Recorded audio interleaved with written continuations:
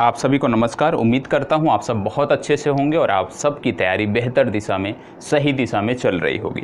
पिछले कुछ दिनों से आपकी कक्षाएं प्रभावित थी क्योंकि कुछ एग्ज़ाम भी थे। इसके साथ साथ जो स्टूडियो था, जो आपका संस्थान था, वो एक जगह से दूसरे जगह स्थानांतरित हो रहा था। इस वजह से थोड़ी सी समस्याएं थी। समस्याएं अब दूर हो गई हैं। अब जो आपकी कक्षाएं थी वो आपको नियमित मिलने लगेंगी। तो आज हम उत्तर लेखन के क्रम में हम बात करने वाले हैं, क्योंकि कल प्रश्न आपको दिया गया था मुख्य परीक्षा उत्तर लेखन का, और जो प्रश्न था अच्छा प्रश्न था। साइंस टेक से एक प्रकार से कहें जुड़ा हुआ प्रश्न था।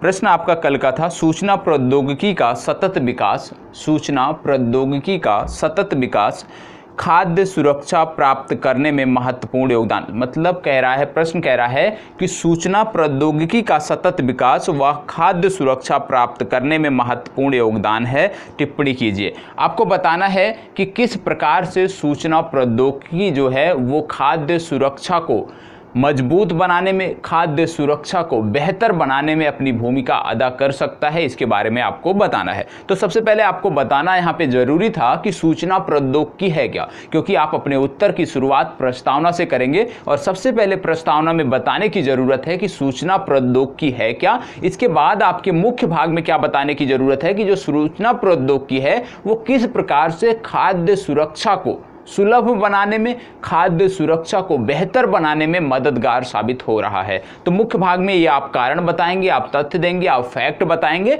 और आप सबसे पहले प्रस्तावना में आप बताएंगे सूचना प्रौद्योगिकी होती क्या है। तो सबसे पहले आपको कैसे लिखना है इसके बारे में देख लेते हैं। तो सबसे पहले आप बताएंगे सूचना प्रौद्योगिकी होता क्या है। तो सूचना प्रौद्योगिकी के बारे में यदि हम देखें तो सूचना प्रौद्योगिकी का अर्थ सूचना का एकत्रीकरण, भंडारण, प्रोसेसिंग, प्रसार एवं प्रयोग है।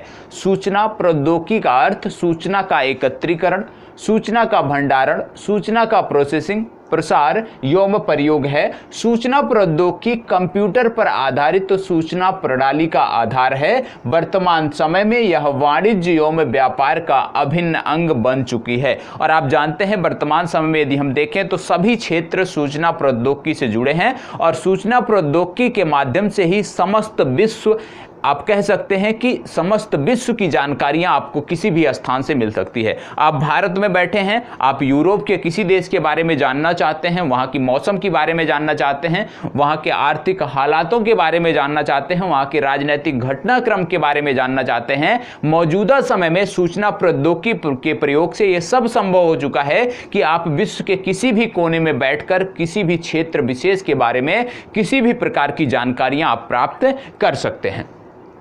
इसके अतिरिक्त आप इसी में बताएंगे कि वर्तमान समय में जहां एक तरफ सूचना प्रौद्योगिकी सेवा अर्थतंत्र का आधार बनी हुई है, वहीं दूसरी तरफ इसके द्वारा गरीब जनता को सूचना संपन्न बनाकर निर्धनता उन्मूलन का प्रयास भी किया जा रहा है। कह रहा कि दूसरी तरफ गरीब जनता को सूचना संपन्न बनाकर, आप जानते हैं कि केंद्र सरकार की, राज्य सरकार की बहुत सारी योजनाएं होती हैं और सही तरीके से उनका क्रियान्वयन नहीं हो पाता है। क्यों नहीं हो पाता है? क्योंकि जो उसके लाभार्थी हैं उनको जानकारी ही नहीं होती है उस योजना के बारे में। आप जानते हैं कि जो हमारे लक्षित वर्ग, जो हमारे गरीब वर्ग हैं, जो हमारे मध्यम वर्ग हैं, इनके लिए केंद्र सरकार की बहुत सारी योजनाएं हैं। दर्जनों ऐसी योजनाएं हैं जिनका लाभ प्राप्त कर, जिनसे जुड़कर जो भी इसके लाभार्थी हैं, जिन वर्गों के लिए योजनाएं शुरू की गई हैं, उनका जीवन यापन बेहतर हो सकता है। लेकिन समस्या क्या है कि उनको योजनाओं के बारे में पता ही नहीं होता, उनको इस बारे में जानकारी ही नहीं होती कि भाई केंद्र सरकार या राज्य सरकार की कोई ऐसी योजना है जो उनके लिए बनाई गई है, जो उनके हित हैं उसमें उनके सुरक्षित हैं, इसके लिए बनाई गई है। तो जानकारी नहीं होती। तो सूचना प्रौद्योगिकी क्या कह रही है कि सूचना प्रौद्योगिकी के माध्यम से जो हमारा गरीब वर्ग है, जिसके लिए हम योजनाएं बना रहे हैं, उसको हम संपन्न बना सकते हैं, सूचना संपन्न बना सकते हैं। और जब व्यक्ति विशेष को किसी सूचना के बारे में जानकारी होगी, किसी योजना के बारे में जानकारी होगी जो उससे जुड़ी होगी, तो प्रत्येक व्यक्ति उसका लाभ लेने का प्रयास करेगा। तो ये चीज इसमें आपने देख लिया। और इससे क्या होगा? निर्धनता उन्मूलन का प्रयास भी किया जा सकता है। उदाहरण के रूप में आप जानते हैं कि किसानों से संबंधित बहुत सारी योजनाएं केंद्र सरकार चला रही है, चाहे मृदा की जांच से संबंधित, चाहे उर्वरक सब्सिडी से संबंधित, चाहे आप एक प्रकार से देख लीजिए जनधन अकाउंट हो गया, या बहुत तरह की सब्सिडियां किसानों को दी जा रही है। किसानों को ऋण भी मिल रहा है आसानी से। लेकिन क्या है कि किसान को जानकारी नहीं है, और जब बैंक के पास जाता है तो बैंक इनकार कर देता है, क्योंकि किसान के पास जानकारी नहीं है कि किस योजना के तहत उसको आवेदन करना है, यदि हम उसको वो जानकारी मुहैया कराते हैं, सूचना मुहैया कराते हैं, तो निश्चित रूप से उसको लाभप्रद, वो लाभ, किसान जो हमारा है वो लाभप्रदता की स्थिति में आएगा और उसकी जो निर्धनता होगी वो समाप्त होगी। तो सूचना प्रौद्योगिकी जो है ये निर्धनता उन्मूलन में भी अहम योगदान निभा सकती है। चले, अब तो ये हो गया प्रस्तावना। प्रस्तावना के बाद मुख्य भाग पर आएंगे और मुख्य भाग में हम बताएंगे कि किस प्रकार से जो सूचना प्रौद्योगिकी है ये खाद्य सुरक्षा के क्षेत्र में अहम है।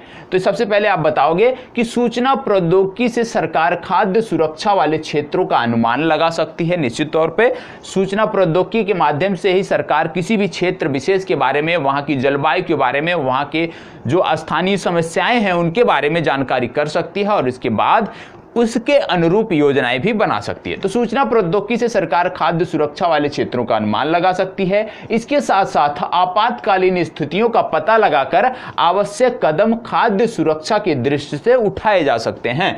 सूचना प्रौद्योगिकी के माध्यम से सरकारों को गरीब जनता के लिए नीति निर्धारण करने में भी मदद मिलेगी। यहाँ पे ये भी बताया गया है कि जो सूचना प्रौद्योगिकी है, सूचना प्रौद्योगिकी के माध्यम से जो सरकारें हैं वो जब नीतियां बनाती हैं, वहां पे यदि सूचना प्रौद्योगिकी का प्रयोग करती हैं तो जो भी जिन लक्षित वर्गों के लिए वो योजनाएं बना रही हैं, नीतियां बना रही हैं, उनकी समस्याओं को यदि सरकारें जानेंगी, उनकी जो भी समस्याएं हैं उनके बारे में जानकारी होगी, तो जो योजनाएं होंगी वो उन समस्याओं पर केंद्रित होगी कि भाई समस्याओं को दूर किया जाए। और इसके लिए जरूरी क्या है कि समस्याओं के बारे में सरकार अवगत हो, और अवगत किस प्रकार से हो सकती है? सूचना प्रौद्योगिकी के माध्यम से।